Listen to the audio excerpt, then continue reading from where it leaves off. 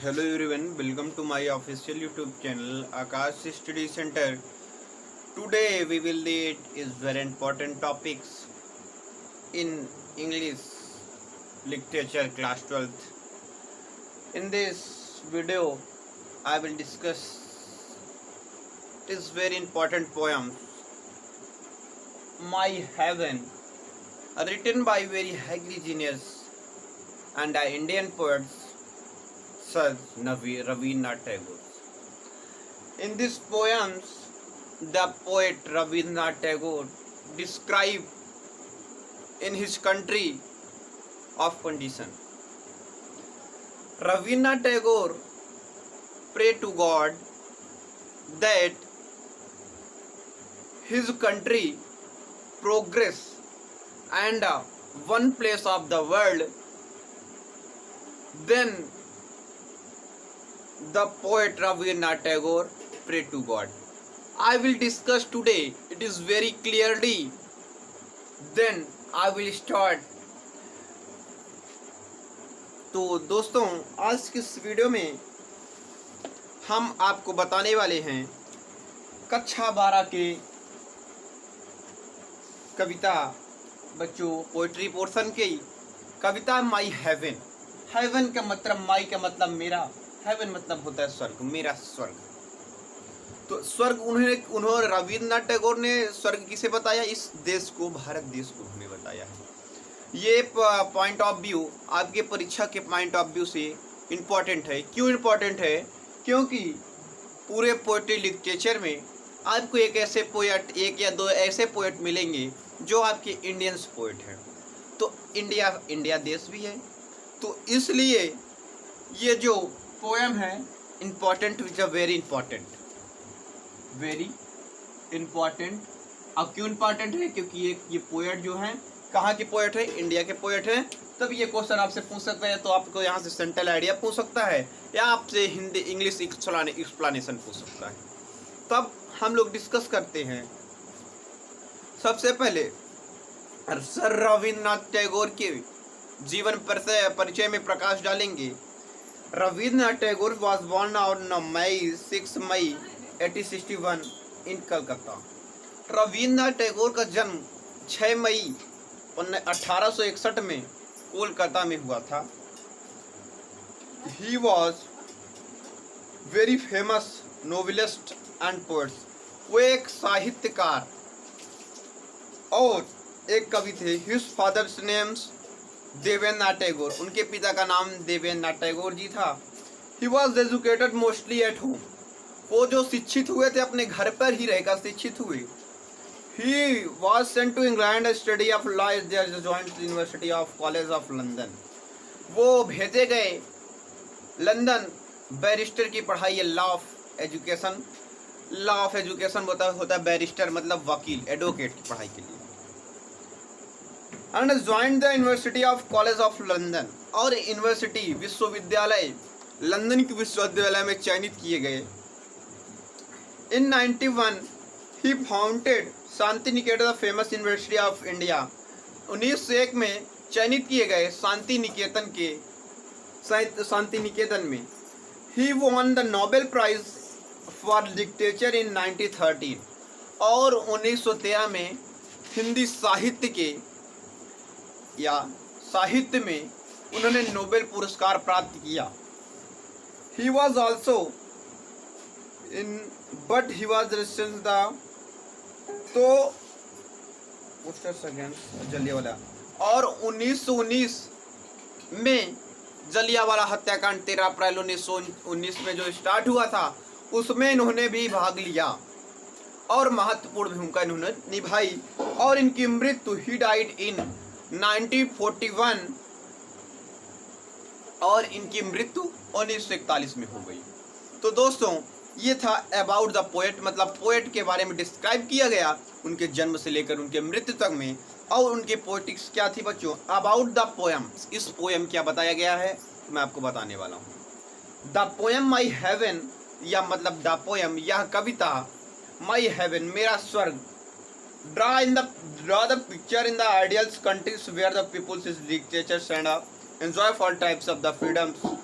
Draw मतलब दिखाना, art the picture किसी पिक्चर दृश्य को, ऑन द आइडिया, आइडियल मतलब होता है आदर्श, कंट्री मतलब देश, वेयर जहाँ पीपुल आर लिटरेचर शिक्षित होते हैं, and enjoy all types of the freedom और सभी प्रकार के बंधनों से मुक्त होते हैं। तो कहने का सेंस बच्चों इस लाइन्स का ये है कि जो पोएट हैं वो अपने इस आदर्श देश को, आदर्श देश के चरित्र को डिस्क्राइब कर रहे हैं, चरित्र का वर्णन कर रहे हैं और भगवान से प्रार्थना कर रहे हैं कि है भगवान हमारा देश जो है और उन्नतिशील की ओर आगे बढ़े। और आगे की लाइन में there is no distinctions amongst the amounts of basis caste colours of a creed, और कह रहे हैं कि ये हमारा जो देश है do not divided basis of caste and colours of creed, मतलब ना एक किसी जाति समुदाय या धर्म के आधार पर अलग ना हो, उनकी एक इच्छा है। ये प्रे कर रहे हैं बच्चों गॉड्स भगवान से, और कह रहे हैं they are industrious and progressive understandings inspiring they march of towards new thoughts and action, और वो जो है एडवाइस दे रहे हैं या सलाह दे रहे हैं कि मार्च मतलब बच्चों होता है चलना, टुवर्ड्स न्यू थॉट्स नई सोच, थॉट मतलब सोच, एंड एक्शंस और नई क्रियाओं की ओर।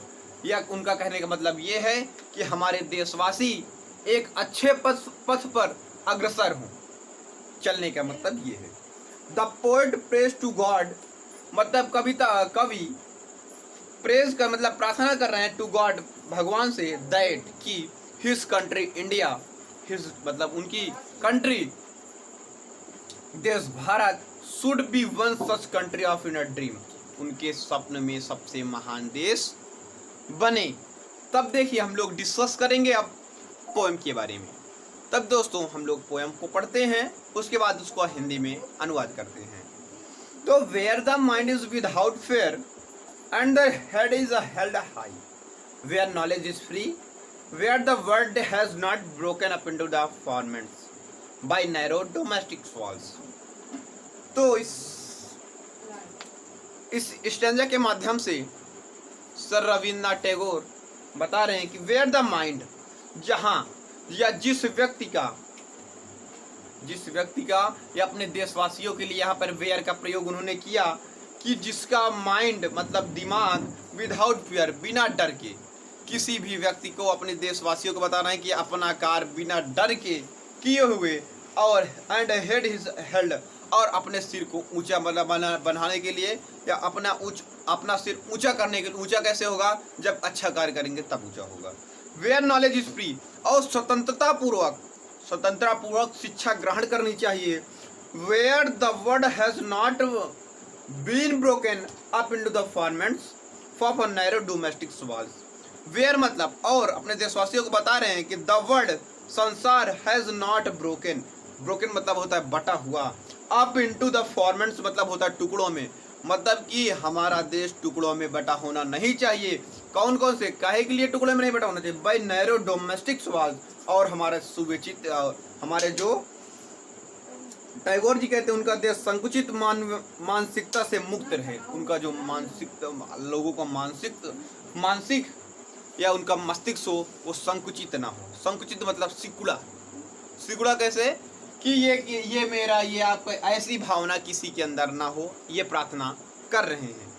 या अगर आपको देखना चाहें तो ये जो इसकी थर्ड लाइन है, where the world has not broken up into the formats, कि पोएट कह रहे हैं कि जो हमारा देश है नॉट ब्रोकन, नहीं बटा होना चाहिए अब इन फॉर्मेट्स, टुकड़ों में।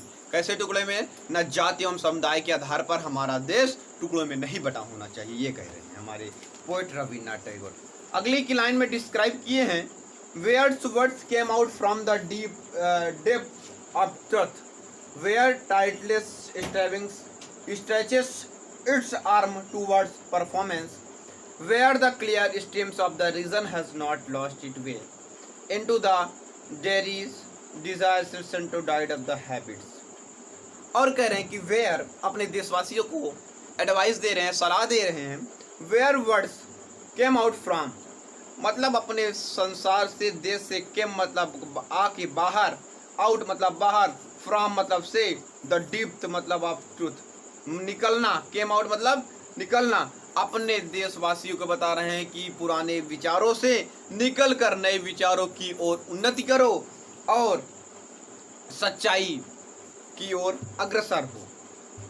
फिर वो बता रहे हैं अगले लाइन से, where tireless stretches its arm towards performance.